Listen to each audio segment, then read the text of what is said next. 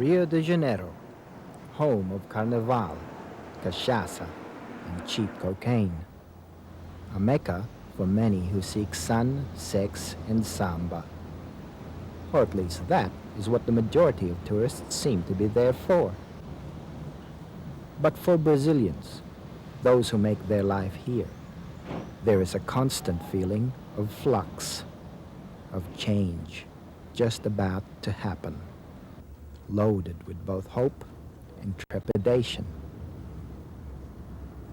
The days are long, the crime rate is astronomical, and poverty sits on a hillside overlooking affluence.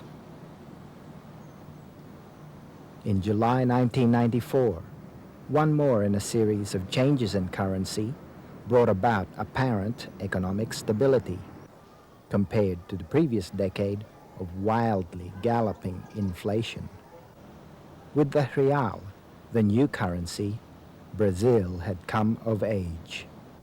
This was what the conservative government wanted the population to believe. National elections were just around the corner.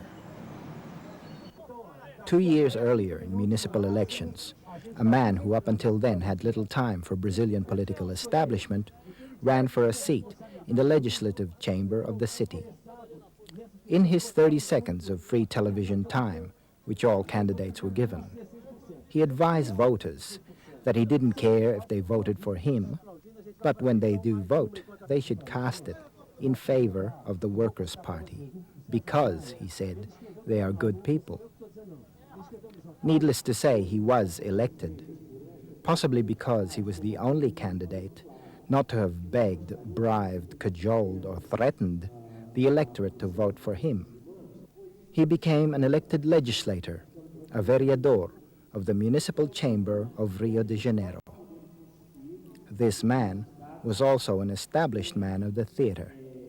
Since the early 70s, his work has had much to do with some of the very significant redefinitions that have occurred in the practice of theater. His name is Augusto Boal. I have always done politics, not like I'm doing now, not as a legislator. That is the first time in my life. But always I have been politically active.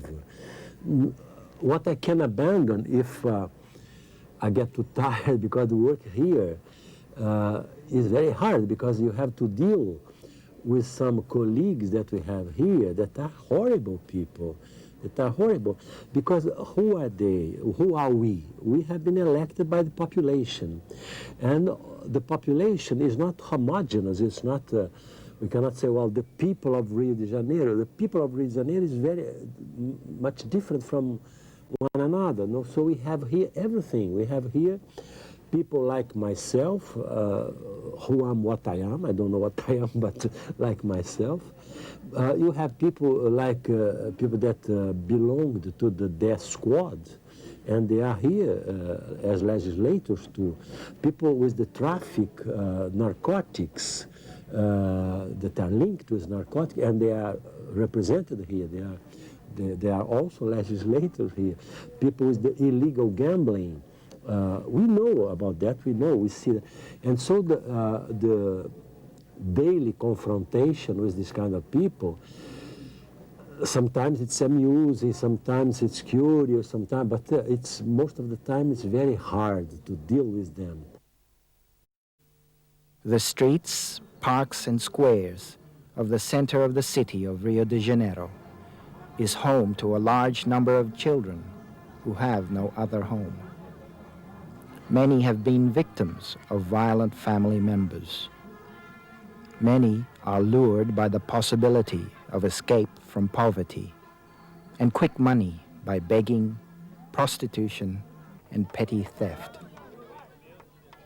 Many resort to the cheapest kinds of mind-numbing substances available. Glue is a favorite. Brazilian culture is rich in passionate and dynamic forms, like the capoeira that this group of school children play. Many children have known little more than the culture of violence and exploitation that fills their world. There is very little in the way of safety nets for the young and the lost in Rio. Many wish that the children of the streets, that the problem would go away. People will do different things to make this problem go away.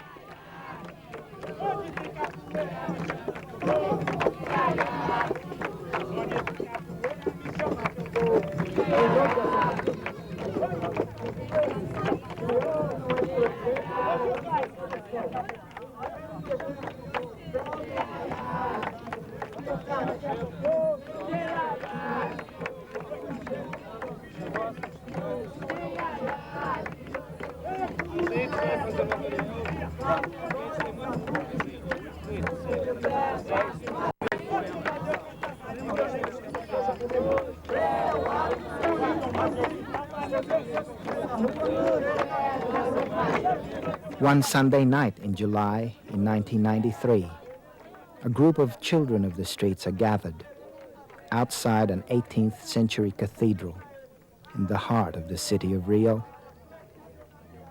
A group of police officers passed them and opened fire on the children.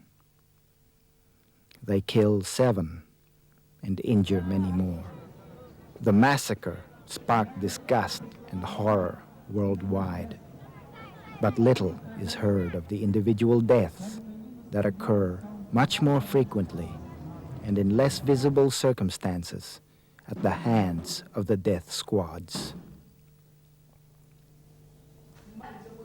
4 police officers, including 1 lieutenant, have been charged with the killings and await their trial. But media reports indicate that many more in the police force are willing to take commissions from owners of local businesses to ensure discreet and regular deaths of children of the streets. 1 year after the killing, a rally has been called at the scene of the massacre, the old church of Candelaria, to commemorate the deaths of the children. The CTO is there to perform a simple and powerful theater piece that was first created and performed by a group of children of the streets that had worked with the CTO, not long after the killings of the year before. The performance, like the rally, is an act of remembrance.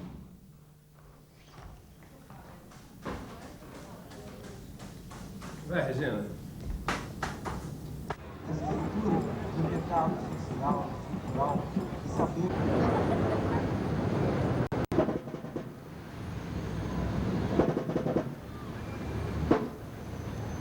Vigário geral.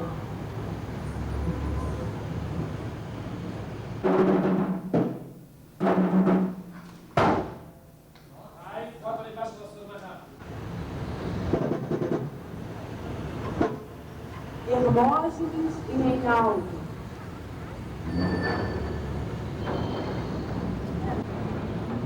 E tudo fica por isso mesmo.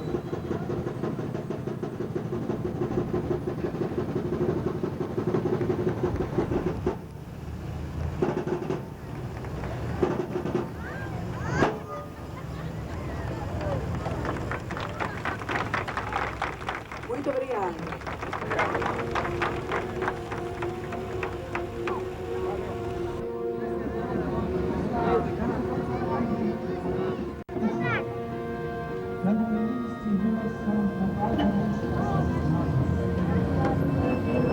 Como exemplos para os discípulos, e ele os abençoou. É incompatível se chamar um cristão e ao mesmo tempo apoiar a perseguição aos meninos de rua. Como é impossível ser ao mesmo tempo preto e branco, é impossível ser cristão e apoiar assassinos. Actor and spectator at the same time. This only happens with human beings, does not happen with the animals. The practice of theater of the oppressed, by necessity, involves more than the act of merely looking at oneself or any representation thereof.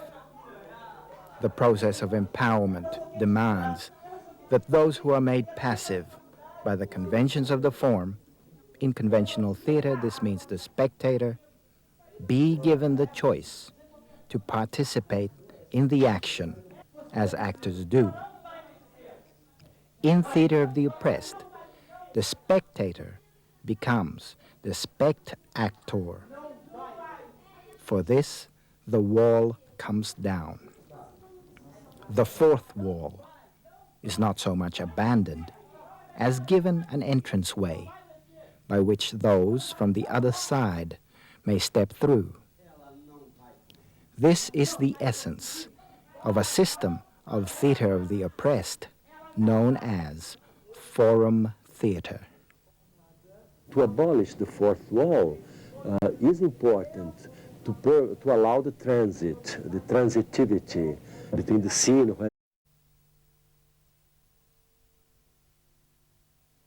Brazilian government statistics claim that 55% of the nation's population are of Caucasian European origin.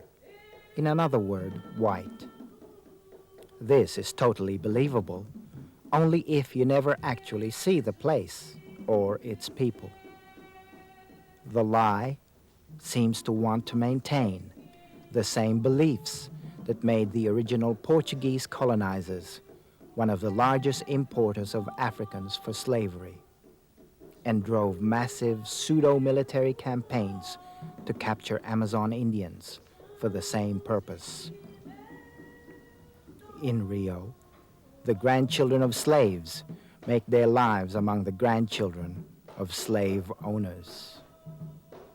The tension this creates is hard to describe, but it is evident.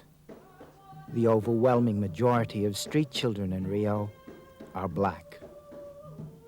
A black students' organization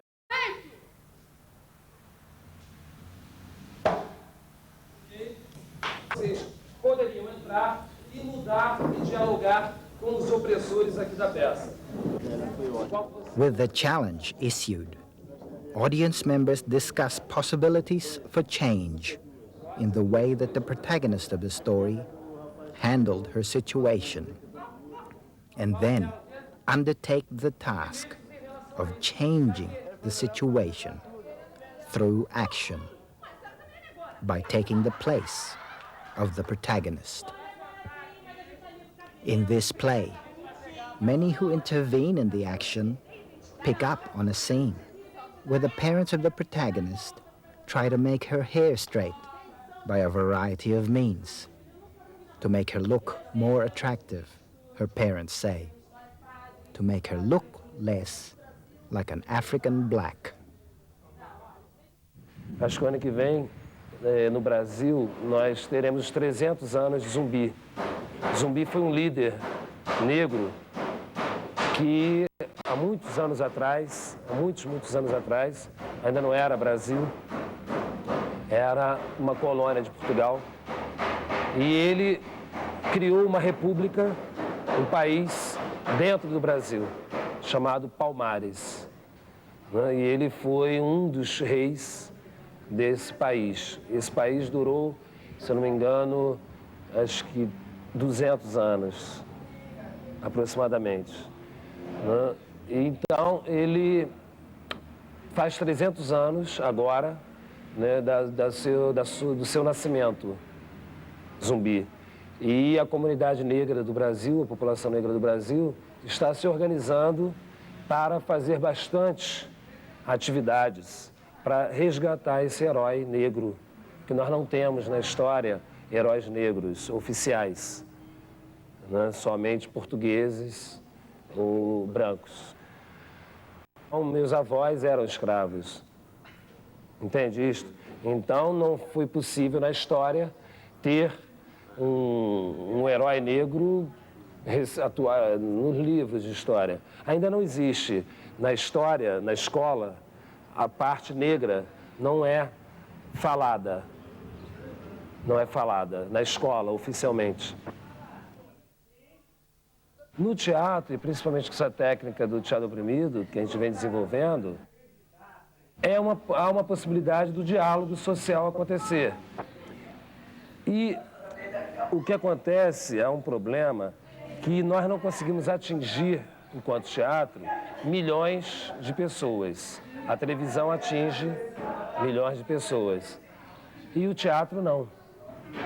Mas eu acredito no poder individual, mesmo que um por um, mas, por exemplo, só com o espetáculo Pregador, nós já atingimos, em média, pelo menos 10 mil, 15 mil pessoas, que nós apresentamos 30 vezes, mais ou menos, e sempre com muito público.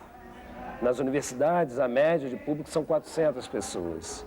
Então, 30 apresentações com média de 400 dá em torno de 10 a 12 mil pessoas. Então, a gente já atingiu um grande número de pessoas.